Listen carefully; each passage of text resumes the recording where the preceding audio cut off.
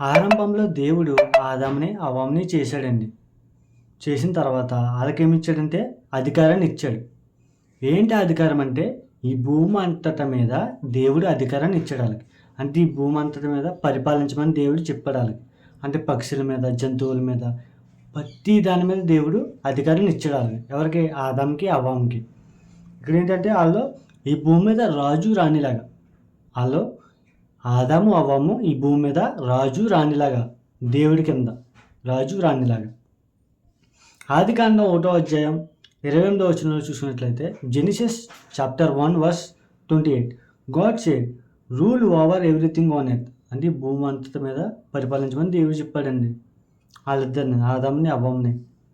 మన జీవితంలో కూడా అంతే. ఈరోజు ఇక్కడ మనకి ఏం చెప్తున్నాడంటే దేవుడు ఒక మనిషిని చేశాడంటే, నిన్ను నన్ను చేశాడంటే నీ పట్ల నా పట్ల ఒక పర్పస్ ఉంది. దేవుడికి ఒక ప్రణాళిక ఉంది.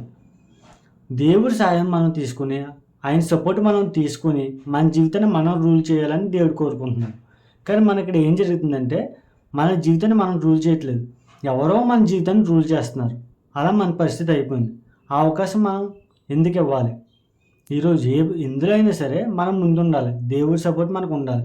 మనం దేవుడి సపోర్ట్ అడగకుండా మనం ముందుకెళ్ళాలని ప్రయత్నం చేస్తాం. కానీ మనం ఎప్పుడు కూడా దేవుడి సపోర్ట్ అనేది మనకు కావాలి. ఆయన సపోర్ట్ లేకుండా ముందుకు మనం వెళ్ళలేము.